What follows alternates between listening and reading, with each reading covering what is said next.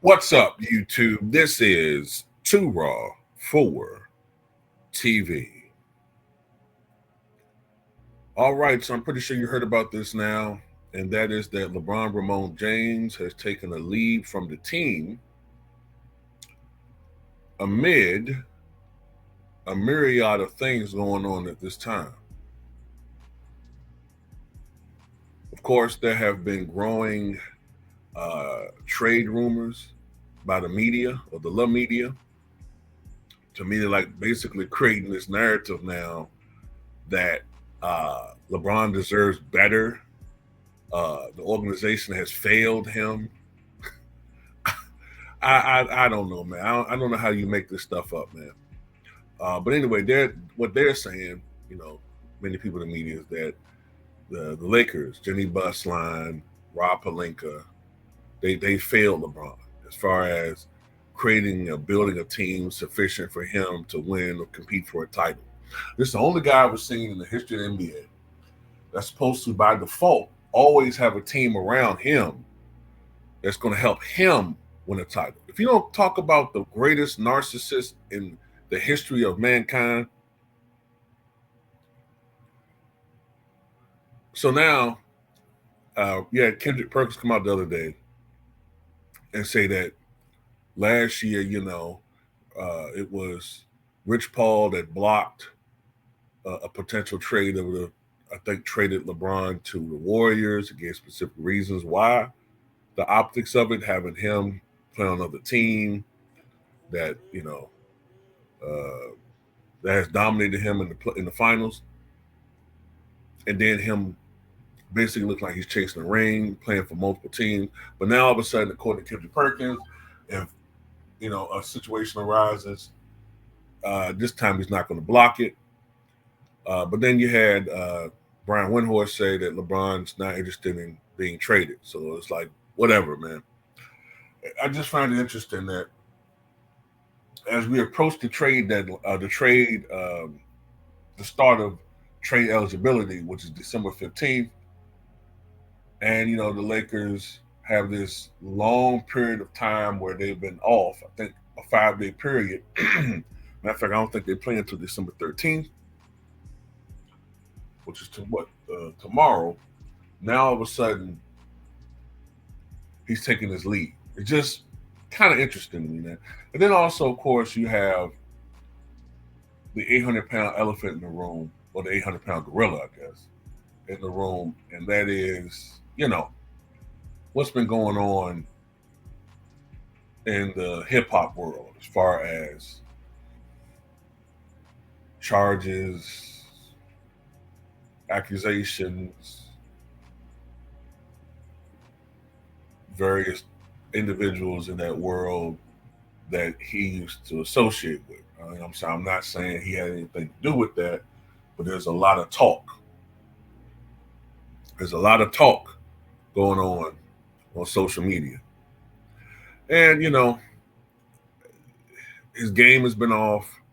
You just wonder, you just wonder what's going on at this point. So, at the end of the day, excuse me for a second.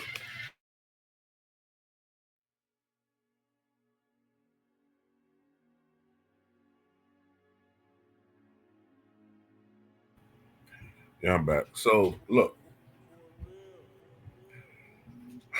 I don't know what's going on with the Lakers organization. I don't know what's going on with LeBron James, but I do know that at this point in time, LeBron is a tremendous distraction. Okay, and the thing about it that bothers most of us is that the media, or the love media, they don't talk about what do the Lakers need in order to be better Do they need maybe an acquisition to fill this spot, or should they shore up their bench? It's not about the team. It's always about him. And then, never mind the fact that he has a future first ballot Hall of Famer in Anthony Davis playing with him, playing at a high level. He has an all-star level player in D'Lo. He got Austin Reeves, who, when he's playing well, is almost a fringe all-star. You got a guy that's a potential Rookie of the Year candidate in Dalton Connect. I don't understand what they're talking about as far as the organization has failed him, especially considering that they bent over backwards to placate this guy ever since he's been there. So it's just creating it's creating an environment in the NBA fan base where people are just like, they're getting fed up with this dude. Because it's almost like it's a birthright that he's supposed to be surrounded by an Avenger squad.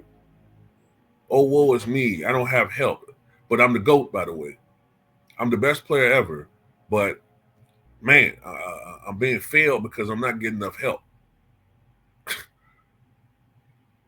It's already been statistically proven that Michael Jordan had, and I'm not knocking Steve Kerr and Judd Bushler and those guys, but he had statistically what you would call the weakest help, right? But I don't remember Michael Jordan going around complaining about that publicly. Now, did he go to front office sometimes and make some suggestions or privately say, I need a little bit more help? Yeah, of course he did. But it was not an ongoing, consistent thing. And then in the 90s, hell, Jordan felt like he had a lot of help. He had Scottie Pippen, Dennis Rodman. You had Tony Kukoc. He had a lot of help. He didn't go out there and complain, oh, I need more help.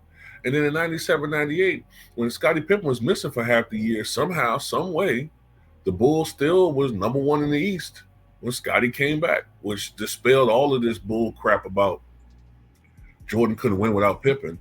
They always conveniently forget that season. But I don't know what's going on, y'all. I really don't. It's just interesting to me. Like, from a talent perspective, LeBron James is amongst the best we've ever seen. But when it comes to mental toughness, he's not on the same level as some of these other dudes, man. He's just not.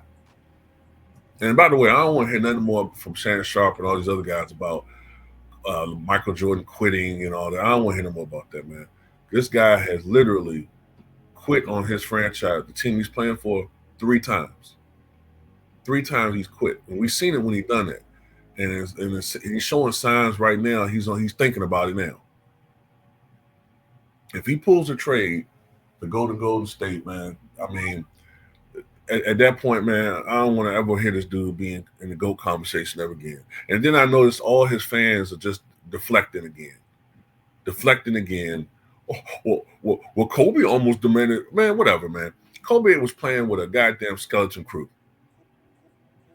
A skeleton crew.